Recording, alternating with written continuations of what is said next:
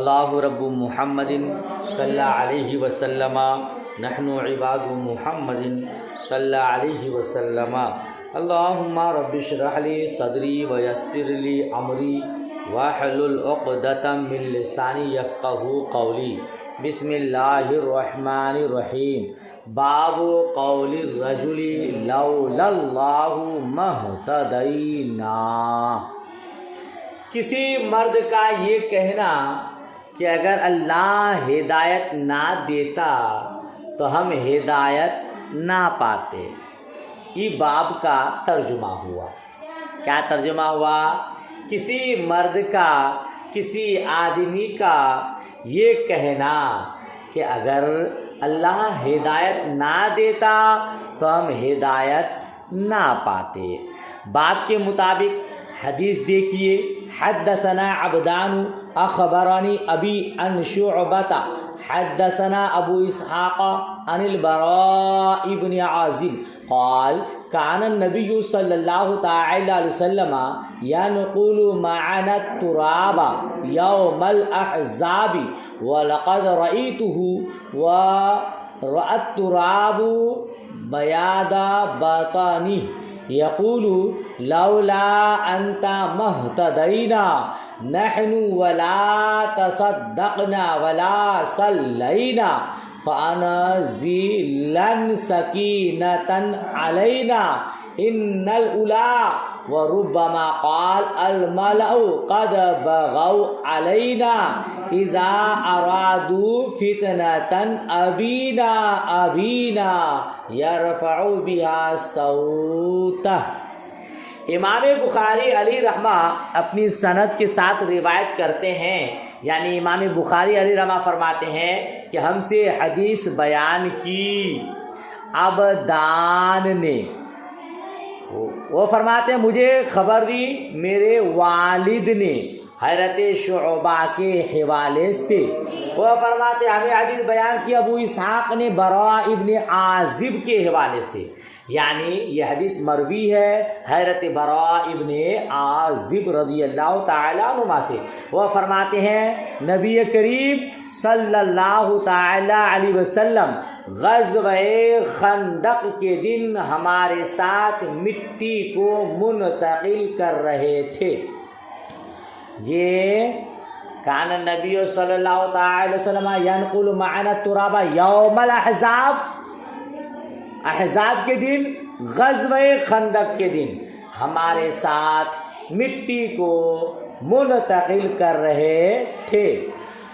ٹھیک ہے بھائی، وَلَقَدْ رَأَيْتُهُ فرماتے ہیں اور میں نے آپ کو دیکھا، میں نے آپ کو دیکھا۔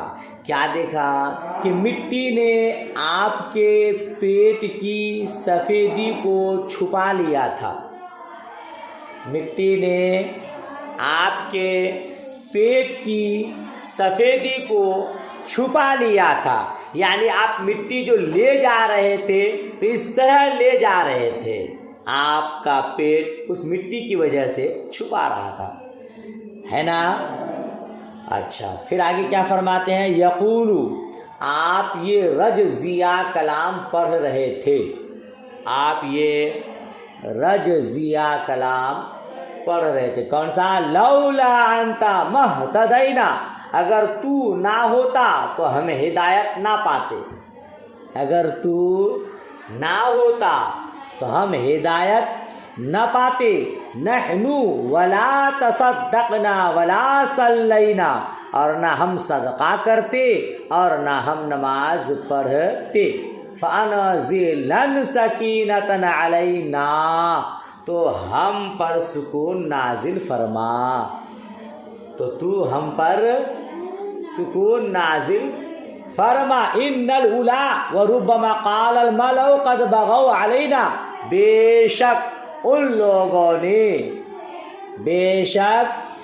لوگوں نے اور بسا اوقات فرمایا اس جماعت نے ہمارے خلاف بغاوت کی ہے، وربما قال، اور بسا اوقات فرمایا، یعنی کبھی ان الاولی فرمایا اور کبھی الملأ فرمایا، الملأ قد بغوا علینا، اس جماعت نے ہمارے خلاف بغاوت کی ہے۔ اذا ارادوا فتنة ابینا، جب یہ فتنہ کا ارادہ کریں گے، جب یہ فتنہ کا ارادہ کریں گے تو ہم انکار کریں گے، انکار کریں گے۔ یرفع بها صوتہ، آپ ان کلمات کے ساتھ آواز کو بلند کرتے تھے۔ کن الفاظ کے ساتھ، کلمات کے ساتھ؟ اذا ارادوا فتنة ابینا، یہ آپ بلند آواز سے کرتے تھے کہ جب لوگ فتنہ کا ارادہ کریں گے تو ہم انکار کریں گے، انکار کریں گے یعنی ہم اس کے فتنہ کو روکنے کی کوشش کریں گے۔ باب کیا تھا محترماؤ؟ قول الرجل لولا اللہ ما اہتدینا، اگر اللہ ہدایت نہ دیتا تو ہم ہدایت نہ پاتے۔ کیا مطلب اس کا؟ اس میں کلمہ لولا ہے، لولا۔ علامہ ابو الحسن علی بن خلق بن عبد الملک ابن بطال اس حدیث کی شرح میں لکھتے ہیں، لولا کا کلمہ عرب کے نزدیک اس لیے ہے کہ ایک چیز دوسرے کے وجود کی وجہ سے ممتنع ہو۔ بولیے، لولا کا کلمہ عرب کے نزدیک اس لیے ہے کہ ایک چیز دوسرے کے وجود کی وجہ سے ممتنع ہے۔ عرب والے کہتے ہیں، مثال دیکھیے، عرب والے کہتے ہیں اگر زید نہ ہوتا تو میں تمہاری طرف نہ آتا، اگر زید نہ ہوتا تو میں تمہاری طرف، یعنی میرا تمہاری طرف آنا زید کے ہونے کی وجہ سے ہے، زید ہے جس کی وجہ سے میں آپ کی طرف آیا۔ اسی طرح یہ ارشاد ہے، اگر اللہ نہ ہوتا تو ہم ہدایت نہ پاتے۔ کیا مطلب؟ یعنی ہمارا ہدایت یافتہ ہونا اللہ تعالیٰ کی ہدایت دینے کی وجہ سے ہے، اللہ تعالیٰ کی ہدایت دینے کی۔ تو ہدایت کا وجود گمراہی کے وقوع سے مانع ہے، ہدایت جہاں ہے وہاں گمراہی نہیں ہو سکتی، اور یہ سب اللہ تعالیٰ کے بندوں پر فعل کی وجہ سے ہے۔ رب فرماتا ہے، من یہدی اللہ فلا مضل لہ ومن یضلل فلا ہادی لہ، اللہ جسے ہدایت دے اسے کوئی گمراہ نہیں کر سکتا، اور جسے گمراہ کر دے اسے کوئی ہدایت نہیں دے سکتا۔ تو ہدایت بھی من جانب اللہ ہے، گمراہی بھی اللہ کی طرف سے ہے۔ اسی لیے کسی آدمی نے کہا اگر تو نہ ہوتا تو ہم ہدایت یافتہ نہیں ہوتے۔ مصطفیٰ کریم نے غزوہ خندق میں ان رجزیہ کلمات کو ادا کیا کہ اللہ اگر تو ہدایت نہ دیتا تو ہم ہدایت یافتہ نہ ہوتے۔ بلا شبہ ہر کسی میں مؤثر حقیقی اللہ عز و جل ہی ہے۔ بات ختم ہوئی۔ اگلا باب دیکھیے، باب کراہیتی تمنی لقاء العدو، دشمن سے مقابلہ کی تمنا کا مکروہ ہونا، دشمن سے مقابلہ کی تمنا کا مکروہ ہے، یعنی دشمن سے مقابلہ کی تمنا کرنا ناپسندیدہ ہے۔ کسی کو یہ تمنا نہیں کرنا چاہیے کہ میں دشمنوں سے مقابلہ کرتا رہوں، ہے نا، مگر اس میں وضاحت ہے۔ حدیث دیکھیے، وَرَوَاهُ الْأَعْرَجُ عَنْ أَبِي هُرَيْرَةَ عَنِ النَّبِيِّ صلی اللہ تعالی وسلم، اس حدیث کی اعرج نے حضرت ابو ہریرہ رضی اللہ تعالی عنہ سے، اور حضرت ابو ہریرہ نے نبی کریم صلی اللہ تعالی علیہ وسلم سے روایت کی ہے۔ حضرت ابو ہریرہ رضی اللہ تعالیٰ عنہ بیان کرتے ہیں کہ نبی صلی اللہ تعالی وسلم نے فرمایا، دشمن سے مقابلہ کی تمنا نہ کرو، تو جب تمہارا اس سے مقابلہ ہو تو صبر کرو. یہ حضرت ابو ہریرہ نے کیا روایت کیا ہے حضور کے حوالے سے؟ دشمن سے مقابلہ کی تمنا نہ کرو، اور جب تمہارا اس سے مقابلہ ہو تو صبر کرو.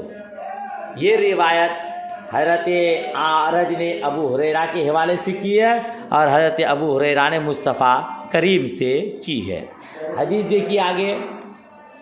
حدثني عبد الله بن محمد حدثنا معاوية بن عمرو حدثنا ابو اسحاق عن موسى ابن عقبة عن سالم بن ابي النضر مولى عمر بن عبيد الله وكان كاتبا له قال كتب اليه عبد الله بن ابي اوفى فقرأته فاذا فيه ان رسول الله صلى الله تعالى وسلم قال لا تمنوا لقاء العدو وسلوا الله العافية. حضرت سالم سے روایت، سالم ابی نظر سے روایت، جو عمر بن عبید اللہ کے آزاد کردہ غلام ہیں اور وہ ان کے کاتب تھے. وہ کانا کاتب اللہ، وہ بیان کرتے ہیں کہ ان کی طرف حضرت عبداللہ بن ابی اوفا رضی اللہ تعالی عنہما نے لکھا. کیا لکھا؟ تو میں نے اس کو پڑھا. جی عبداللہ بن ابی اوفا نے اس کی طرف لکھا تو وہ فرماتے ہیں میں نے اس کو پڑھا تو اس میں لکھا ہوا تھا کہ رسول اللہ صلی اللہ تعالی علیہ وسلم نے فرمایا ہے دشمن سے مقابلہ کی تمنا نہ کرو، دشمن سے، اور اللہ تعالی سے عافیت کو طلب کرو. یہ اللہ تعالی سے، ہاں اس پر ایک سوال ہوتا ہے، دشمن سے مقابلہ نہ کرو. شہادت کا حصول تو پسندیدہ ہے نا، دشمن سے مقابلہ ہوگا، اگر مر گئے تو شہید، بچ گئے تو غازی. یہ تو شہادت کا درجہ، شہادت کا مقام دشمن سے مقابلہ کے بعد ہی ہوگا. تو پھر دشمن سے مقابلہ کی تمنا کرنے سے حضور نے منع کیوں فرمایا؟ اعتراض ہوتا ہے کہ نہیں؟ تو اس کا جواب یہ ہے کہ شہادت کا حصول دشمن سے مقابلہ کی بنسبت خاص ہے. شہادت کا حصول خاص ہے دشمن سے مقابلہ کرنے سے، ہے نا. بغیر مقابلہ کے بھی شہادت کا مقام مل سکتا ہے.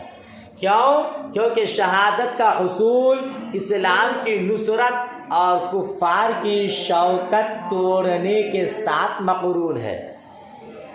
شہادت کا حصول کب ہوتا ہے؟ جو فی سبیل اللہ ہو، اعلاء کلمت اللہ کے طور پر ہو، اسلام کی مدد اور کفار کی گھمنڈی تکبر کو توڑنے کے لیے ہو. اور دشمن کے ساتھ مقابلہ کبھی اس کے علاوہ بھی ہوتا ہے. یہ فی سبیل اللہ نہیں ہوتا، اس کے علاوہ بھی ہوتا ہے. اسی لیے آپ نے اس کی تمنا کرنے سے منع فرمایا. ٹھیک ہے نا. اور شہادت کی تمنا کی یہ منافی بھی نہیں ہے. کوئی ضروری نہیں کہ مقابلہ ہو تو ہی کیا ہو شہادت کا مقام ملے، بلکہ کبھی مقابلہ اس کے علاوہ بھی ہوتا ہے. فی سبیل اللہ نہیں ہوتا، بلکہ اپنی طاقت، اپنی قوت دکھانے کے لیے بھی ہوتا ہے، دشمن کو زیر کرنے کے لیے بھی ہوتا ہے، اپنے حق کی ادائیگی کے لیے بھی ہوتا ہے، اپنی سربلندی کے لیے بھی ہوتا ہے. ارادہ الگ ہوتا ہے. سمجھ شریف میں بات آئی؟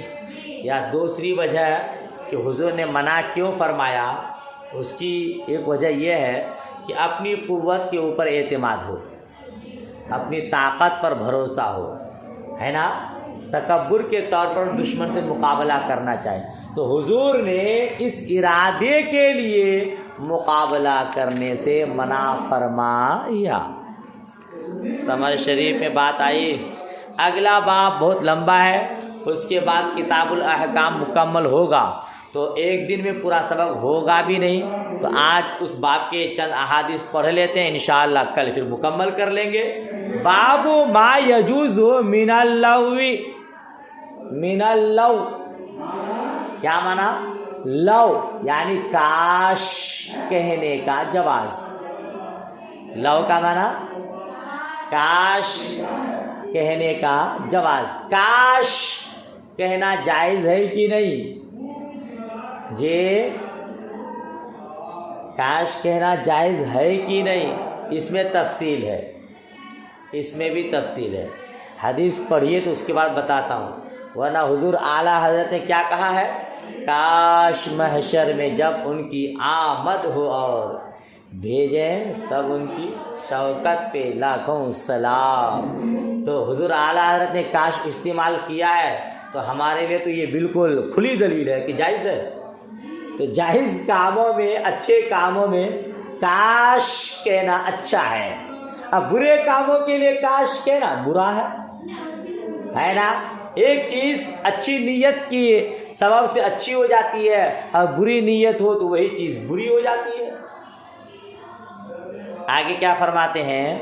وَقَوْلِهِ تَعَالَى لَوْ أَنَّ لِي بِكُمْ قُوَّةً، اور اللہ تبارک و تعالیٰ کا ارشاد لوط علیہ السلام نے کہا، قول ہی ہے نا بھائی، وقولی تعالیٰ، اور اللہ تبارک و تعالیٰ کا قول، لو ان لی بکم قوتا، یہ قول کس کا ہے؟ کس نے کہا تھا؟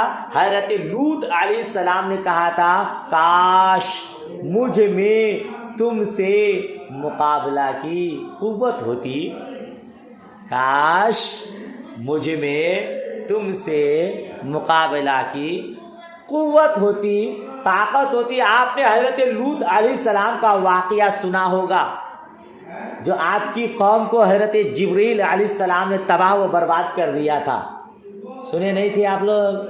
حضرت لوط علیہ السلام کی قوم بڑی بدماش تھی، ہے نا؟ اور عورتوں کے بجائے مردوں سے، لڑکوں سے لواطت کا کام، اور عورتوں سے بھی مجامعات اور ہم بستری جس مقام پہ کرنی چاہیے اس کے علاوہ دوسرے مقام جس کو لواطت کہتے ہیں وہ کرتے تھے۔ ایک مرتبہ حضرت جبریل علیہ السلام کو رب تبارک و تعالیٰ نے اس قوم کی آزمائش کے لیے بھیجا، وہ مہمان بن کر حسین اور جمیل لڑکی کی صورت میں تشریف لائے۔ حضرت لوط علیہ السلام کی اہلیہ نے قوم کو چغلی کر دی، کہا کہ آج ہمارے گھر ایک بہت حسین و جمیل خوبصورت آیا ہوا ہے۔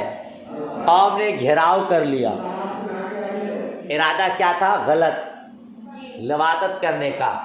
حضرت لوط علیہ السلام گھبرا گئے، یا اللہ یہ کیا ماجرا ہے؟ لوط علیہ السلام تو پہچان گئے کہ حضرت جبریل علیہ السلام ہے، کیا ہوگا؟ حضرت جبریل علیہ السلام نے کہا آپ گھبرائے نہیں، آپ پریشان نہ ہو، میں تو رب کی طرف سے آپ کی قوم کی آزمائش کے لیے ہی آیا ہوں۔ ایک کام کریے، جو آپ کے ماننے والے ہیں آپ اس کو لے کر دور نکل جائیے۔ وہ اپنے ماننے والوں کو لے کر دور چلے گئے۔ حضرت جبرائیل علیہ السلام نے ہاتھ لگایا زمین پر جیسے کسی چیز کو پلٹنے کے لیے، اور اس زمین کو، اس گاؤں کو، علاقے کو آسمان کے قریب لے جا کر یوں پلٹ دیا، سب تباہ ہو گئے، برباد ہو گئے۔ یہ اس موقع پہ حضرت لوط علیہ السلام نے کہا تھا، لو ان لی بکم قوتا، کاش مجھ میں تم سے مقابلہ کی قوت ہوتی تو تم لوگ گھیراؤ نہ کر پاتے، یعنی میرے ساتھ لشکر یا میرے رشتہ دار اور قبیلہ ہوتا تو میں اپنے مہمانوں کی عزت بچانے کے لیے ان سے مدد حاصل کرتا۔ تو کاش کا لفظ استعمال کیے نا، تو معلوم ہوا کہ لو جو جس کا معنی کاش ہے اس کا استعمال جائز ہے۔ ٹھیک ہے، اچھا اس کی تفصیل جو میں نے کہا کہ اس میں تفصیل ہے اس کو سماعت کیجیے۔ یہ آیت مومن کے اس حال کو شامل ہے جب وہ کوئی ایسی خرابی دیکھے جس کو زائل کرنے کی اس میں طاقت نہ ہو تو اس کو کسی مددگار کے میسر نہ ہونے پر حسرت ہو اور وہ تمنا کرے اور حرص کرے کہ کاش کوئی اس کا مددگار ہوتا جو اس کے رب کی اطاعت پر اس کی مدد کرتا اور معصیت سے اس کو دور رکھتا۔ اسی وجہ سے یہ واجب ہے کہ جب انسان کسی برائی کو اپنی طاقت سے بدلنے پر قادر نہ ہو تو زبان سے اس کو برا کہے، اور یہ بھی ممکن نہ ہو تو دل سے اس برائی کو برا جانے۔ آپ نے مسلم شریف میں نہیں پڑھا 3 طبقات ہیں، اگر تم برائی دیکھو تو ہاتھ سے روک سکو، تو ہاتھ سے نہ روک سکو تو زبان سے روکو، اور زبان سے بھی نہ روک سکو تو کم سے کم دل میں اس کو برا جانو۔ اور یہ ایمان کی آخری کڑی ہے، آخری منزل ہے، یہ سب سے کمزور ایمان ہے۔ اب ہم گنہگار بہت زیادہ کمزور ایمان والے ہیں، نہ ہاتھ سے روک پاتے ہیں نہ زبان سے روک پاتے ہیں، مگر الحمدللہ اللہ تبارک و تعالیٰ نے ہمیں آپ کو علم نافع عطا فرمایا تو کم سے کم برائی کو برا تو جانتے ہیں۔ کچھ لوگ تو ایسے بھی ہیں جو برائی کو برائی جانتے ہی نہیں، فیشن کے نام پر اس پر عمل کرتے ہیں۔ فیشن ہے، چلتا ہے، کچھ کا کچھ بھی کرتے ہیں۔ آج منگنی تو 5 سال بعد نکاح، اب اس 5 سال میں گھماتے رہو، زنا کرتے رہو، کھلے عام، کوئی روکنے والا نہیں، کوئی ٹوکنے والا نہیں، کوئی ٹوکے گا بھی تو فیشن چلتا ہے۔ اللہ رحم فرمائے، اللہ رحم فرمائے۔ امام نسائی اور امام ابن ماجہ اور امام طحاوی نے اپنی سند کے ساتھ حضرت ابو ہریرہ رضی اللہ تعالی عنہ سے روایت کی ہے، وہ بیان کرتے ہیں کہ نبی صلی اللہ تعالی علیہ وسلم نے فرمایا طاقتور مومن اللہ تعالی کے نزدیک کمزور مومن سے زیادہ بہتر اور زیادہ پسندیدہ ہے۔ طاقتور مومن کمزور مومن سے زیادہ بہتر اور زیادہ پسندیدہ ہے، اور ہر ایک میں خیر ہے۔ اس چیز کی حرص کرو جس سے تم کو نفع ہو اور عاجز نہ ہو۔ اگر تم پر کوئی مصیبت غالب ہو تو تم کہو اللہ تعالیٰ نے جو چاہا وہ مقدر کیا، اور تم کاش کہنے سے بچو، کیونکہ کاش کا لفظ شیطان کے عمل کو کھولتا ہے۔ لو حضور نے کیا فرمایا دوسری روایت میں، کاش کہنے سے بچو کیونکہ کاش کا لفظ شیطان کے عمل کو کھولتا ہے۔ جہاں تک ہو سکے صبر کرو، ہاں نیکی کا کام ہو تو کاش کہو۔ یہی ابن ماجہ ہے اور امام طبرانی ہے، انہوں نے ایک روایت کی ہے، حضور نے فرمایا اگر تم کو کوئی مصیبت پہنچے تو تم یہ نہ کہو اگر میں اس طرح اور اس طرح کرتا، لیکن اللہ تعالیٰ نے جو چاہا وہ مقدر کر دیا۔ ہوتا ہے نا بھائی، اگر میں یہ کرتا تو یہ مصیبت نہیں آتی، وہ کرتا تو تکلیف نہیں ہوتی، حالانکہ وہ تو مقدر میں ہے، وہ تو ہو کر ہی۔ حضور نے فرمایا یہ کاش کا لفظ شیطان کی چابی ہے، شیطان کی چابی ہے۔ خلاصہ کلام یہ کہ کوئی اچھا کام کرنے کا ارادہ ہو تو کاش کہو، اور کوئی مصیبت وغیرہ آ جائے، تکلیف آ جائے تو صبر کرو، یہ نہ کہو کہ کاش میں یہ کیا ہوتا تو یہ تکلیف نہ ہوتی۔ ٹھیک ہے نا؟ اگلی روایت اچھا اس کا خلاصہ اور سمجھیے جی۔ حدیث جو ہے احادیث متفرق ہے، اس میں متضاد ہے، کچھ احادیث میں اگر یا کاش کہنے کی ممانعت ہے اور بعض احادیث اس کے جواز پر دلالت کرتی ہے، تو اس میں تطبیق آپ کس طرح دیں گے؟ ممانعت اس صورت میں مخصوص ہے جب آدمی وثوق کے ساتھ اگر یا کاش کے لفظ کو استعمال کرے، اپنے آپ پر اعتماد کرتے ہوئے کہے، اور اگر بغیر وثوق کے کہے اور اس کو یہ یقین ہو کہ اللہ تعالیٰ کی مشیت اور اس کے ارادے کے بغیر کچھ نہیں ہوتا تو کوئی حرج نہیں۔ سمجھ میں آیا؟ سب اللہ ہی کرنے والا ہے، لیکن اگر میں یہ نیک کام کرتا تو یہ مصیبت نہیں آتی۔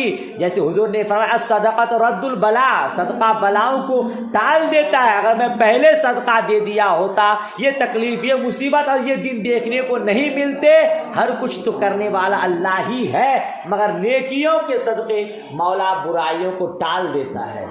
اگر اس ارادے سے ہو تو اچھا ہے، اور اگر وہ اسی کام کو ہی مؤثر سمجھ جائے کہ یہی کام کرتا تو اس کام کی وجہ سے میرا یہ کام آسان ہو جاتا، تو پھر ممنوع ہے۔ اگلی حدیث دیکھیے، حدثنا علی بن عبداللہ حدثنا سفیان حدثنا ابو زناد عن القاسم بن محمد قال ذکر ابن عباس المتلاعنین قال عبداللہ ابن شداد اہی التی قال رسول اللہ صلی اللہ علیہ وسلم لو کنت راجما امرأة من غیر بینۃ قال لا تلک امرأة اعلنت۔ حضرت قاسم بن محمد رضی اللہ تعالیٰ عنہ سے روایت، وہ فرماتے ہیں کہ حضرت عبداللہ ابن عباس رضی اللہ تعالیٰ عنہ نے لعان کرنے والوں کا ذکر کیا، تو حضرت عبداللہ ابن شداد نے کہا کیا یہ وہی عورت ہے جس کے متعلق رسول اللہ صلی اللہ تعالی علیہ وسلم نے فرمایا تھا اگر میں کسی عورت کو بغیر گواہ کے رجم کرتا تو اس کو کرتا؟ یہ حضرت عبداللہ ابن عباس نے لعان کرنے والی دو عورتوں کا تذکرہ کیا، تو حضرت عبداللہ بن شداد نے کہا کیا یہ وہی عورت ہے؟ اسی عورت کا آپ تذکرہ کر رہے ہیں جس کے بارے میں مصطفیٰ کریم نے فرمایا تھا اگر میں کسی عورت کو بغیر گواہ کے رجم کرتا، سنگسار کرتا تو اس کو کرتا؟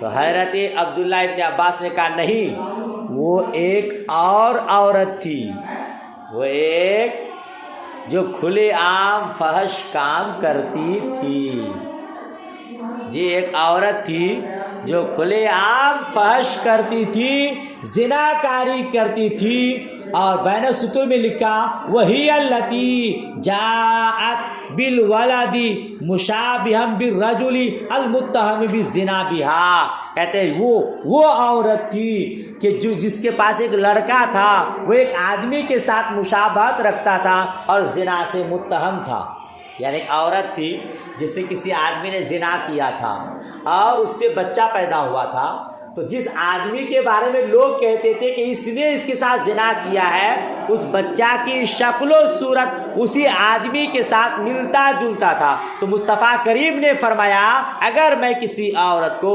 بغیر گواہ کے رجم کرتا تو اس کو کرتا، چونکہ اس کا بچہ گواہی دے رہا ہے کہ اس نے اس آدمی سے زنا کرایا ہے۔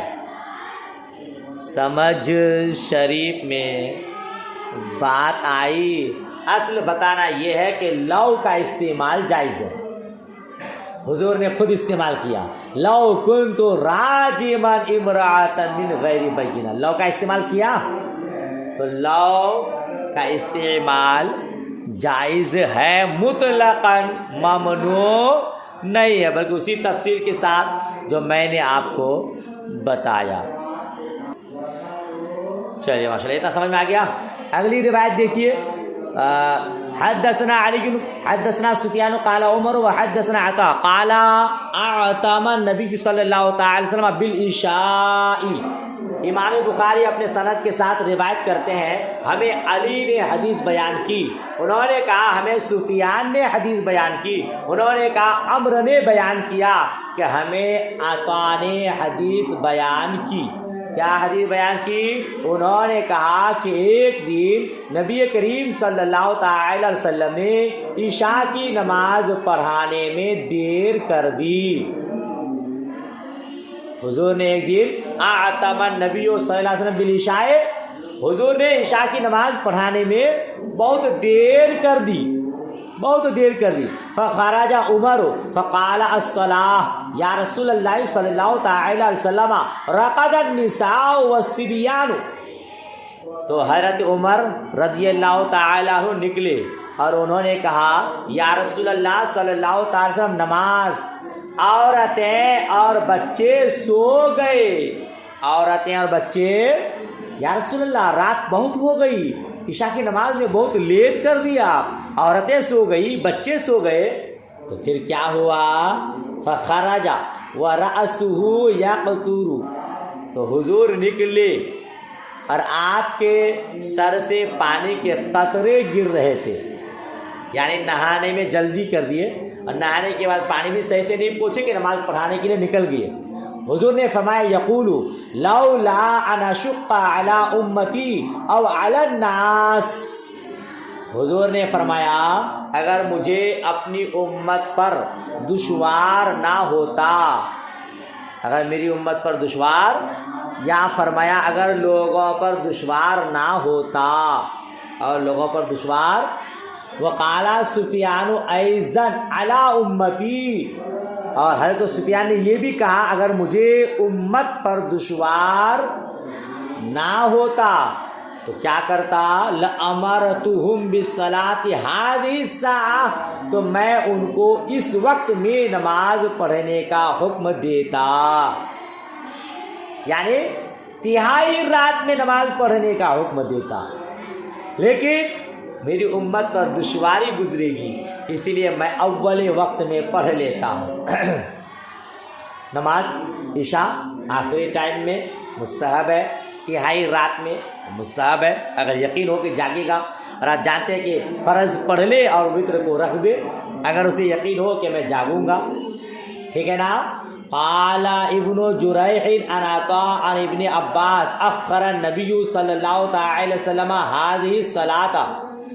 ابن جریح نے کہا حضرت عطا رضی اللہ تعالی عنہ کے حوالے سے، انہوں نے حضرت ابن عباس رضی اللہ تعالی عنہما سے بیان کیا نبی کریم صلی اللہ تعالی وسلم نے اس نماز کو مؤخر کر دیا، مؤخر کر دیا. فجاء عمر فقال یا رسول اللہ رقد النساء والولدان، تو حضرت عمر آئے، انہوں نے کہا یا رسول اللہ عورتیں سو گئی، بچے سو گئے. تو رسول اللہ صلی اللہ تعالی علیہ وسلم باہر نکلے اور آپ اپنے سر کی ایک جانب سے پانی پوچھ رہے تھے، یعنی نہا کر جلدی جلدی نکل گئے. یقول انہ للوقت لولا نشق علی امتی، اور فرما رہے تھے یہی وقت ہے اگر مجھے اپنی امت پر دشوار نہ ہوتا. وقال عمرو حدثنا عطاء ليس في ابن عباس اما عمرو فقال رأس يقطر. ٹائم زیادہ ہو رہا ہے، ترجمہ دیکھیے. اور حضرت عمرو نے کہا ہمیں عطاء نے حدیث بیان کی، اس میں حضرت ابن عباس رضی اللہ تعالی عنہما کا ذکر نہیں ہے. اور رہے عمرو تو انہوں نے کہا کہ آپ کے سر سے پانی کے قطرے گر رہے تھے. اور ابن جریح نے کہا آپ سر کی ایک جانب سے پانی کو پہنچ رہے تھے. اور عمرو نے کہا اگر مجھے اپنی امت پر دشوار نہ ہوتا. اور ابن جریح نے کہا یہی وقت ہے اگر مجھے اپنی امت پر دشوار نہ ہوتا. اور ابراہیم ابن منذر نے کہا ہمیں معن نے حدیث بیان کی، انہوں نے کہا ہمیں محمد بن مسلم نے حدیث بیان کی عمرو کے حوالے سے، وہ حضرت عطا کے حوالے سے، وہ حضرت عبداللہ ابن عباس رضی اللہ تعالی عنہما کے حوالے سے. بتانا یہ ہے کہ لو کا استعمال جائز ہے. مصطفیٰ کریم نے ارشاد فرمایا لولا انا اشق علی امتی، اگر میری امت پر دشواری نہ سمجھتا تو میں عشاء کی نماز کو آخری وقت میں تہائی رات میں پڑھتا، مگر عورتوں اور بچوں کے خیال سے میں نے اس کو اول وقت میں پڑھا. ماشاءاللہ. چلے اس کے آگے انشاءاللہ کل پڑھیں گے. دعائے خیر میں یاد. اللہ حافظ. خدا حافظ.